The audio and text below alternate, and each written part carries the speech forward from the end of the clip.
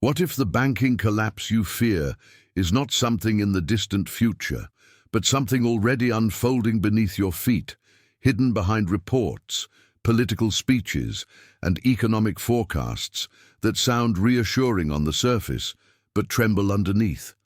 What if the same sequence that destroyed financial systems in past superpowers is happening again, step by step, inside nations once considered unshakable? The disturbing reality is that the United Kingdom, Germany, and Canada are no longer approaching the danger zone. They are already standing inside stage 6, the critical phase where liquidity fractures, confidence evaporates, and the system begins feeding on its own instability. And if you look closely at the numbers, the behavior of central banks, and the defensive posture of global institutions, you start to notice the same structural pattern repeating with chilling precision. Stage 6 is the point where the tide turns silently, when the cracks that used to be subtle become deep, enough to reshape everything built on top of them. Liquidity mismatches start accelerating, interbank trust begins to thin out, large institutions quietly prepare contingency plans, regulators insist everything is fine, not because it is, but because the slightest admission of fragility could trigger an irreversible chain reaction. You can trace this pattern across centuries. Before collapses in Spain, Britain, the Soviet bloc, and the global crises of 2008 and 2020, the same emotional and structural signals appeared. First denial, then forced optimism, then frantic interventions, and finally the moment when the public realizes the truth too late. The banking system today mirrors those moments with unnerving similarity. And while most people still believe that wealthy nations with strong currencies are somehow insulated, history shows that financial systems do not collapse from poverty, but from overconfidence, excessive leverage, and dependency on artificial liquidity. When a system reaches stage 6, contagion becomes unavoidable because it is no longer about one failing institution. It is about a network losing its ability to absorb shocks. That is what makes this moment so dangerous, and why understanding this pattern is no longer a matter of curiosity, but survival. You already know how it starts. What you do not know yet is how quickly the final phases unfold once the internal pressure reaches its limit. And that is exactly where this story continues next. Before we move forward, share your thoughts in the comments and tell me if you have ever felt that something in the global banking system just does not add up. Your opinion matters and helps keep this conversation alive. And while you are here, make sure to like this video and check if you're already subscribed, because what comes next will give you an even deeper understanding of this pattern as it unfolds in real time. As the cracks inside stage 6 deepen, the most revealing signals are not the dramatic ones governments rush to explain away, but the quiet structural shifts that most people overlook. The expansion of credit is one of these signals. Not because lending itself is inherently dangerous, but because of how it grows when a financial system begins detaching from the real economy. In stable cycles, credit expands because productivity rises, incomes increase, and people borrow to build something tangible. But in late-stage cycles, credit expands to cover structural weaknesses, to disguise stagnation, to create the illusion of growth where none exists. That is exactly what has been unfolding across the banking systems of the United Kingdom, Germany, and Canada for more than a decade. The deeper the disconnect becomes, the more banks rely on financial engineering rather than genuine economic momentum. You start to see lending that inflates asset values instead of supporting productive industries. Housing markets rise far beyond wage growth.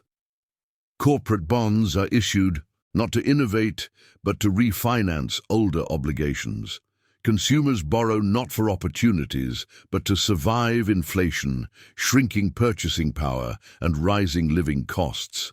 This kind of credit expansion is a quiet warning that the system is extending itself into fragile territory, building a scaffold that looks solid from the outside but is hollow at its core.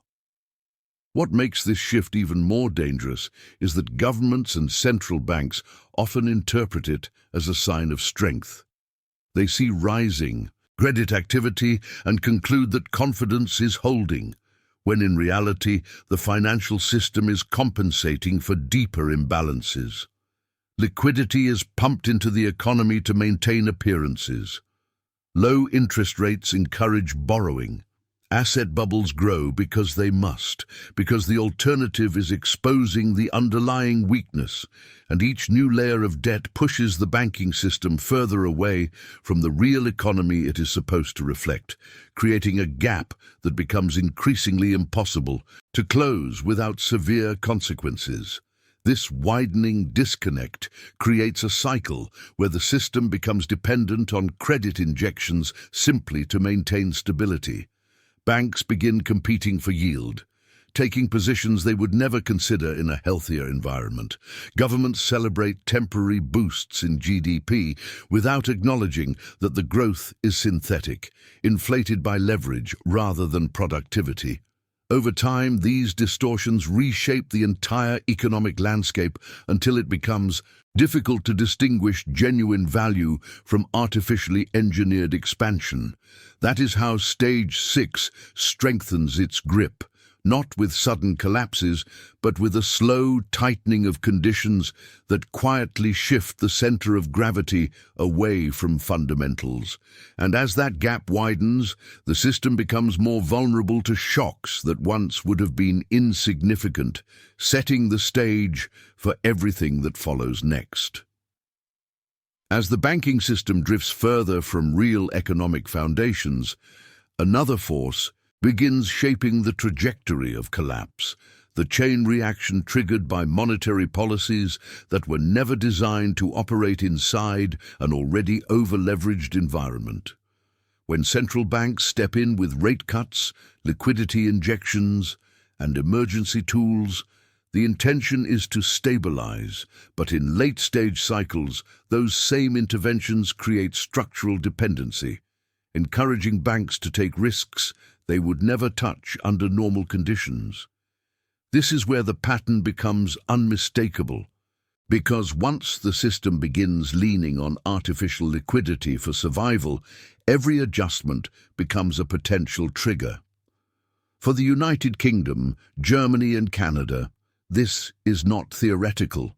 Years of ultra-low interest rates created an ecosystem where borrowing was cheap, leverage was rewarded, and risk was systematically redefined as opportunity. Banks expanded their balance sheets, not because the economy demanded it, but because the monetary environment practically forced them to. When money is nearly free, institutions stretch for yield, and that stretch reshapes the entire architecture of financial stability. Mortgages grow faster than incomes, corporations roll debt forward with no intention of reducing it, and government spending expands under the assumption that liquidity will always be available. But monetary support has a dark side. The longer it persists, the more distorted incentives become. Banks begin treating liquidity buffers as permanent safety nets rather than temporary tools. Governments grow comfortable relying on centralized interventions to correct market stress, and investors observing the cycle repeat start to believe that downturns will always be softened by rapid policy action. This false sense of protection pushes capital into increasingly speculative corners, tightening the interdependence between policy decisions and market reactions. When central banks finally attempt to reverse course, the fragility becomes visible. Raising rates exposes the vulnerabilities that accumulated during years of easy money. Banks holding long-term assets suddenly face losses. Highly leveraged borrowers struggle under the new cost of debt. Real estate markets, once artificially inflated, freeze as affordability collapses, and every sector that expanded because money was cheap faces a recalibration it cannot endure. This is where monetary dependence turns into systemic vulnerability. Worse yet, each correction amplifies the next. A minor policy change sends shockwaves through sectors that relied on predictability. Banks react defensively, tightening lending standards not out of caution, but out of necessity. Companies dependent on refinancing start failing quietly at first, then in clusters. Consumers feel the pressure through rising costs, shrinking credit access, and stagnant wages. The entire system begins to resemble a network of dominoes arranged so tightly that the fall of one accelerates the fall of the next. What emerges from this environment is a financial system that no longer responds to fundamentals but to survival instincts. And with every adjustment, every intervention, and every unintended consequence, Stage 6 moves closer to solidifying its grip on global banking, preparing the conditions for the next escalation that will not be so quiet. As monetary dependence deepens and the system moves further away from stability, the next turning point emerges in a place most people overlook: public confidence. Banking systems do not collapse simply because of numbers on balance sheets. They collapse when trust erodes, when people begin questioning whether their deposits, their savings, their pensions, and their institutions are as secure as they have always been told. This erosion rarely begins with panic. It starts quietly, with subtle shifts in behavior that signal a deeper psychological break between the public and the financial system meant to protect them. In the United Kingdom, Germany, and Canada, these signals have been appearing for years. You see depositors quietly moving funds from smaller regional banks to larger institutions they perceive as safer. You see families redirecting their savings into assets that feel more tangible, more resistant to decay, even if those choices come with higher risks. You see businesses hesitating to commit long-term capital, not because opportunities disappeared, but because uncertainty has become a constant shadow over every financial decision. These small movements don't make headlines, but they reveal something fundamental. Trust is no longer taken for granted. As confidence thins, banks begin adjusting their posture long before the public realizes what is happening. They tighten lending standards, not as a strategic choice, but as a defensive reaction. They reduce exposure to sectors that once seemed stable. They quietly restructure portfolios, reposition liquidity, and increase internal stress testing. These actions signal that institutions no longer see the environment as predictable, and when banks behave cautiously, the market interprets it as weakness, which then accelerates withdrawal behaviors that deepen the very fragility everyone hoped to avoid. This feedback loop is one of the most dangerous elements of Stage 6. Trust becomes volatile. Depositors move money preemptively. Investors behave nervously. Politicians attempt reassurance, but their words often sound disconnected from the underlying reality. Every announcement, every policy decision, every unexpected shift is interpreted through a lens of suspicion. Even rumors, those unverified whispers that once would have been dismissed, gain power in an atmosphere already saturated with uncertainty. At this point, the banking system begins to feel like a glass structure under pressure. Not broken, not yet, but one sharp impact away from revealing how thin the surface has become. This fragility becomes visible in liquidity patterns, in the sudden hesitations of markets, in cross-border capital movements that react to perceived threats faster than regulators can respond. And as the public slowly recognizes these signals, the psychological shift accelerates, reshaping the emotional landscape that determines whether people stay calm or start preparing for something more serious. Trust, once lost, does not return easily, and in systems built on leverage, liquidity, and confidence, That loss marks a turning point that cannot be ignored. As confidence erodes and institutions brace themselves, another force quietly tightens around the banking system, shaping its final trajectory. Hyper-financialization. This is the moment when the financial sector becomes so large, so interconnected, and so dependent on complex instruments that it no longer resembles a support structure for the real economy. Instead, it becomes an ecosystem feeding on itself, creating layers of abstractions so intricate that even the institutions responsible for them struggle to measure the risks they carry. What began decades ago as an effort to increase efficiency and liquidity has now become a vulnerability capable of destabilizing entire nations. In countries like the United Kingdom, Germany, and Canada, this hyper-financialization did not happen overnight. It evolved gradually, hidden behind innovations that appeared beneficial at first. Financial products became more sophisticated, derivatives expanded far beyond their original purpose. Shadow banking. Systems emerged in the spaces regulators failed to monitor. Pension funds, insurance companies, and investment firms all became interconnected through chains of obligations that were never designed to withstand prolonged stress.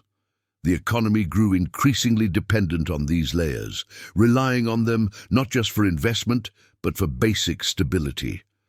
As these structures expanded, a silent shift occurred. Banks and financial institutions began prioritizing speculative gains over traditional lending. They discovered that profits were greater when tied to financial engineering than when tied to productive growth. Returns from housing bubbles, credit markets, leveraged bonds, and complex asset structures overshadowed returns from supporting industries, innovation, or long-term economic development. This change transformed banks into entities that thrive in periods of expansion but become dangerously exposed in periods of tightening. The consequence is a system where vulnerability is built into its foundation. When markets are booming, hyperfinancialization appears efficient. It amplifies liquidity, accelerates growth, and inflates asset values that governments and institutions quickly learn to depend on. But when the cycle shifts, the very same mechanisms turn against the system. Liquidity evaporates at speeds regulators cannot keep up with. Institutions holding long-term assets face immediate losses. Leverage, once an engine of growth, becomes a trap that magnifies every shock. This dynamic is particularly dangerous because it blurs the line between real value and artificial expansion. The financial system begins to behave as though rising asset prices represent economic strength. Even when wages stagnate, productivity slows, and household debt climbs, governments too become entangled, depending on these inflated valuations to support public spending, pensions, and fiscal stability. The illusion is powerful, but illusions do not survive stress. As hyperfinancialization deepens, banks become structurally incapable of absorbing losses without triggering wider contagion. A failure in one corner of the system, whether in real estate, corporate bonds, or derivatives, spreads rapidly across borders and sectors. The architecture that once promised resilience now acts as a transmission network for instability, allowing local problems to escalate into global crises with alarming speed. And with each passing year, this vulnerability grows, tightening the cycle and pushing the system closer to the point where the next shock will no longer be contained, but amplified far beyond what traditional safeguards can manage. As hyperfinancialization tightens its hold on the global system, another critical transformation begins to unfold behind the scenes, the weakening of central banks themselves. For decades, these institutions were treated as the ultimate stabilizing force, capable of absorbing shocks, guiding markets, and restoring balance whenever. The financial structure trembled, but once a system reaches stage 6, the relationship reverses. Instead of central banks controlling liquidity, liquidity begins controlling central banks, pushing them into a reactive posture where every decision carries unintended consequences that ripple across the world. This shift becomes clear when you examine recent years in the United Kingdom, Germany, and Canada. Their central banks, once confident in their models and projections, increasingly face conditions they did not anticipate and tools that no longer behave as intended. Rate hikes designed to curb inflation expose hidden weaknesses in banking portfolios.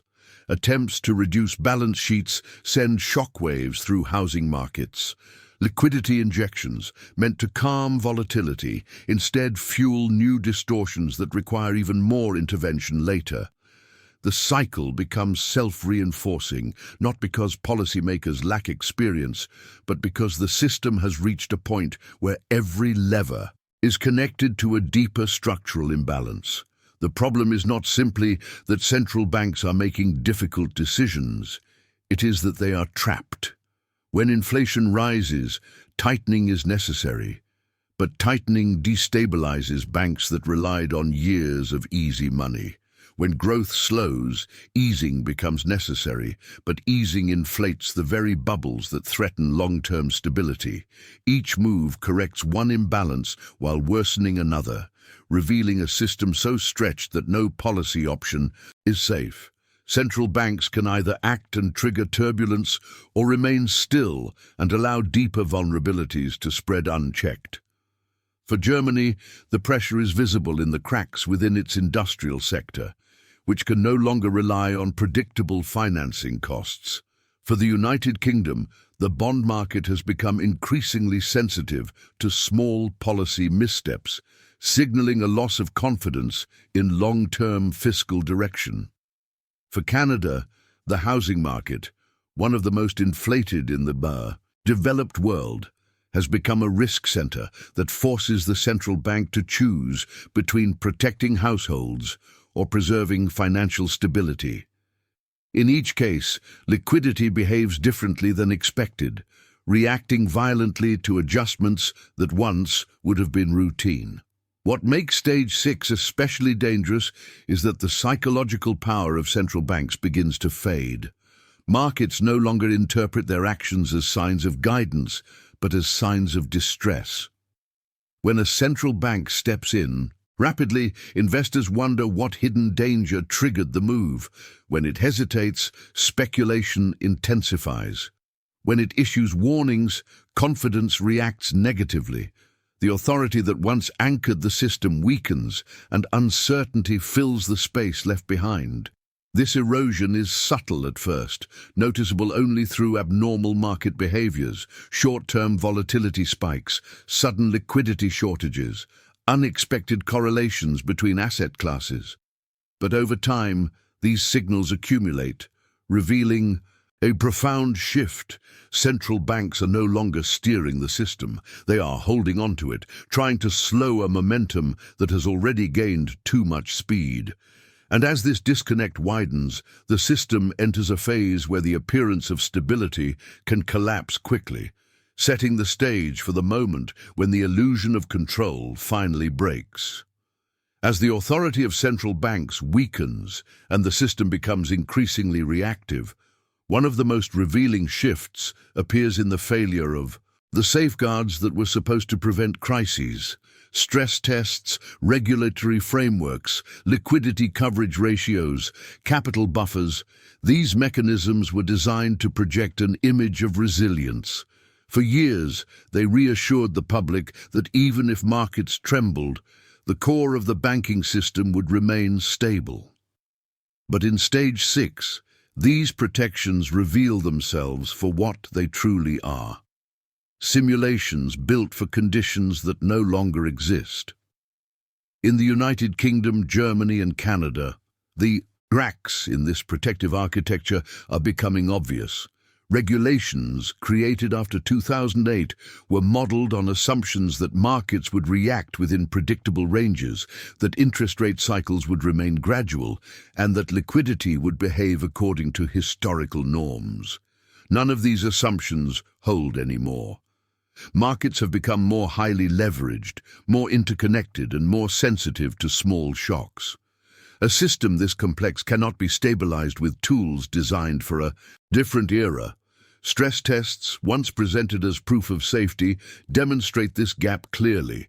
Banks pass the tests, yet when confronted with real-world volatility, their balance sheets strain under pressures that the models cannot replicate.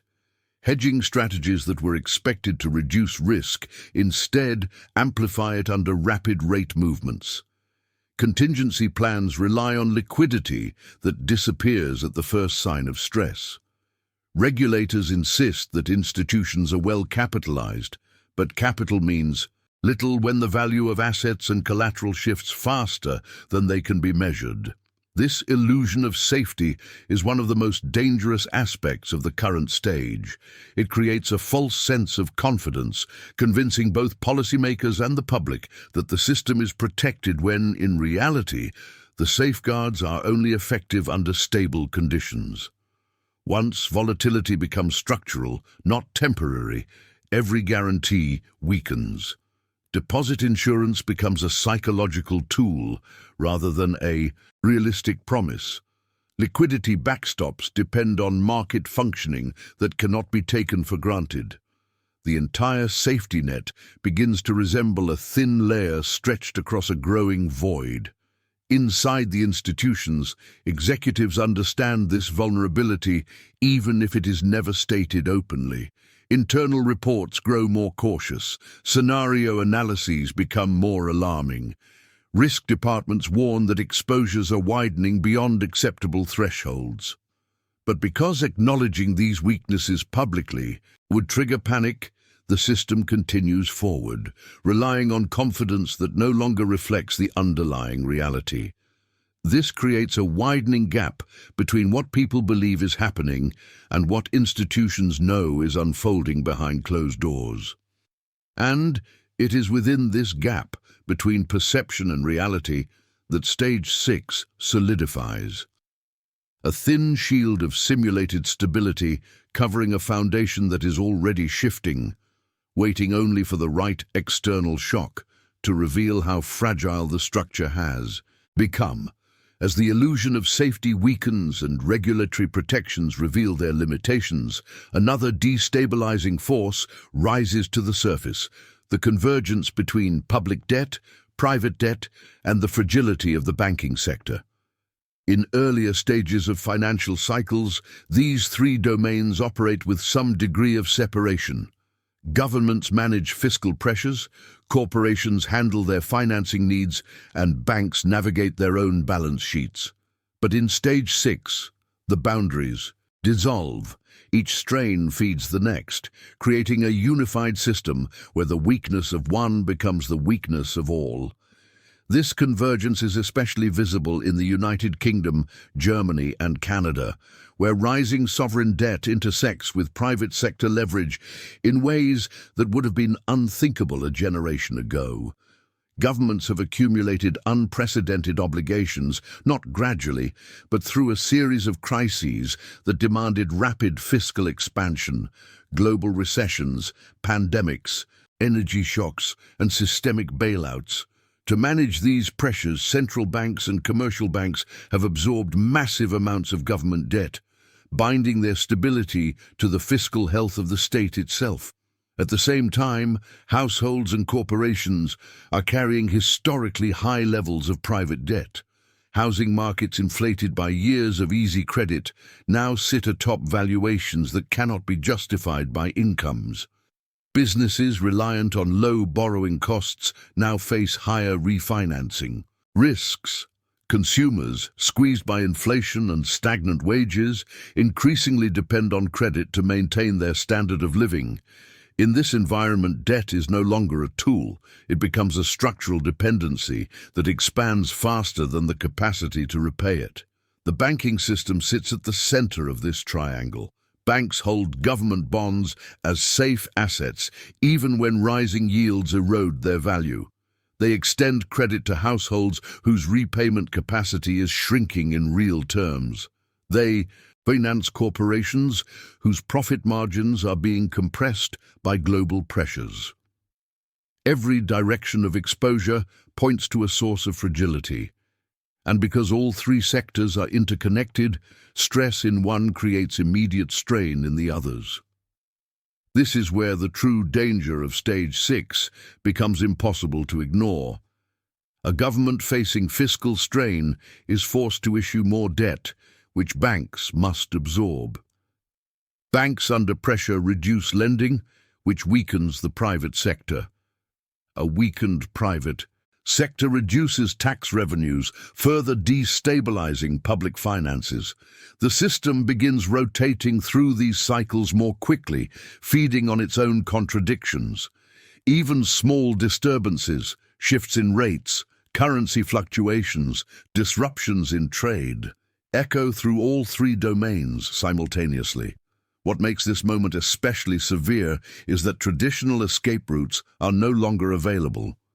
Governments cannot meaningfully reduce debt without triggering political and social crises. Corporations cannot deleverage without shrinking economic activity. Households cannot adjust without facing declines in living standards. Banks cannot unwind their exposures without revealing the depth of their vulnerabilities.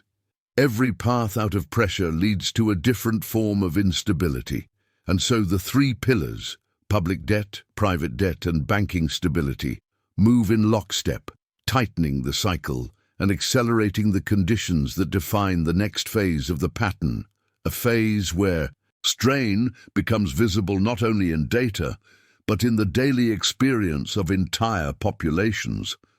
As the pressures linking public debt, private debt, and banking fragility intensify, the system approaches a stage where the final warning signs begin to surface. These signals are usually subtle at first, appearing in areas only closely monitored by analysts, institutions, and industry insiders. But as Stage 6 progresses into its late phase, the indicators grow clearer, more visible, and more difficult to dismiss. What once seemed like isolated fluctuations now forms a coherent pattern that aligns with every historical collapse of major financial systems. One of the earliest signs is the distortion of yield curves. In stable environments, yield curves reflect confidence in long-term growth. But when economies approach systemic fragility, the curves flatten or invert, indicating investors no longer trust the future to behave like the past. This has already occurred repeatedly in the United Kingdom, Germany, and Canada. The market is not simply forecasting slower growth, it is pricing in structural uncertainty, signaling that the financial architecture is losing its ability to project stability over time. Another telling indicator is the accelerated movement of capital away from traditional banking assets. Institutions begin shifting funds into ultra-safe holdings, not because they expect returns, but because they expect volatility. Corporations increase their cash positions. Wealth funds diversify more aggressively. Banks quietly increase their liquid reserves. These actions, taken together, reveal a growing awareness that the system is nearing a threshold where unpredictability becomes the defining characteristic of markets. At the same time, liquidity begins to behave in abnormal ways. Periods of calm are interrupted by sudden shortages, forcing central banks to intervene repeatedly. Market depth deteriorates, meaning even routine transactions start to create larger price movements. Instruments that were once considered highly stable, government bonds, blue-chip corporate debt, secured lending markets, begin showing signs of stress that reflect the mounting tension beneath the surface. The real economy starts sending warnings as well.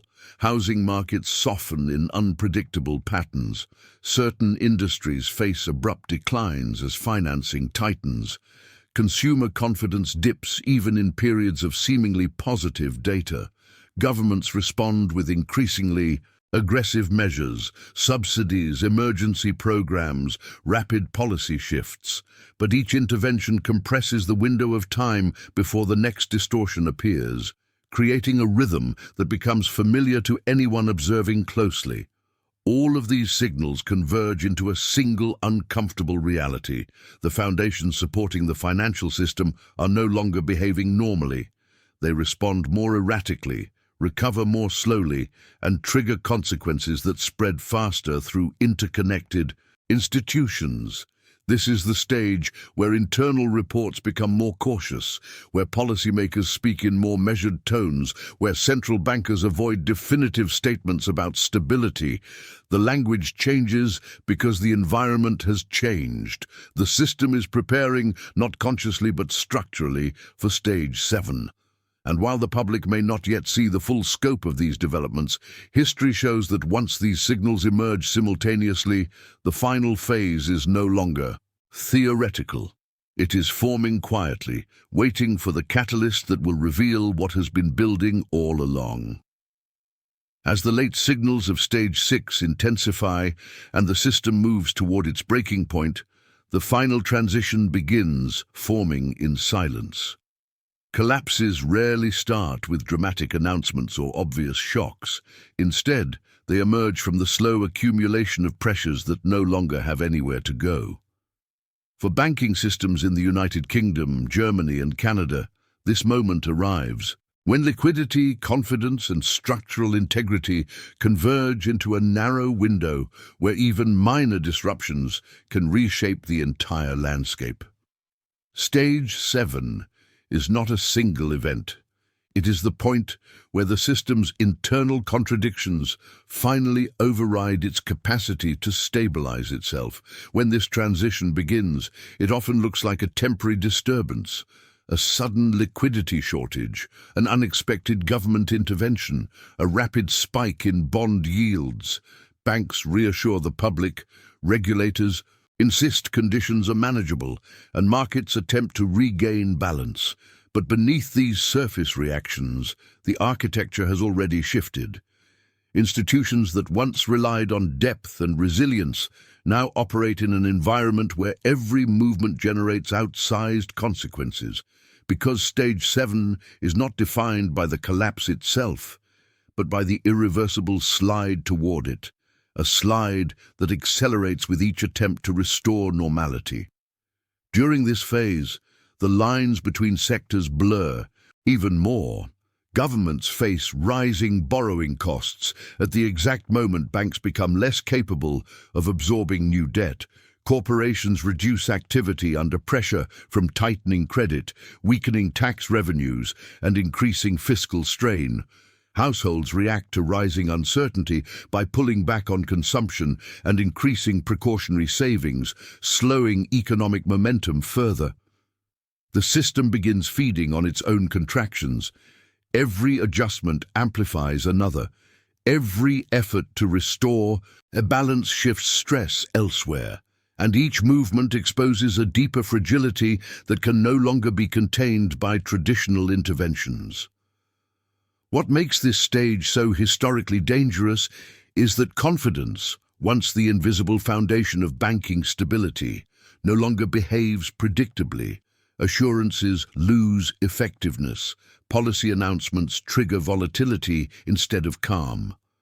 Market reactions appear disconnected from fundamentals. It becomes clear that the system is no longer responding to guidance, but to pressure. And once this dynamic takes hold, the path forward narrows, not toward immediate collapse, but toward a structural transformation where the institutions that existed at the beginning of the cycle will not be the same ones that emerge at the end.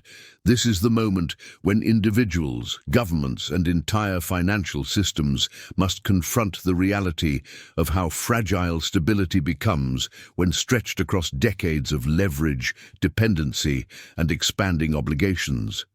And understanding this pattern, seeing how it forms, how it tightens, and how it finally turns, is what allows us to navigate the transition with clarity rather than surprise.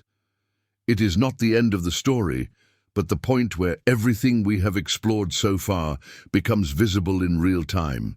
If you made it this far, leave a comment saying something like, "I stayed with you until the end," so I know you followed the full journey. And if this content has helped you understand the magnitude of what is unfolding, consider subscribing so you don't lose the next chapters of this series.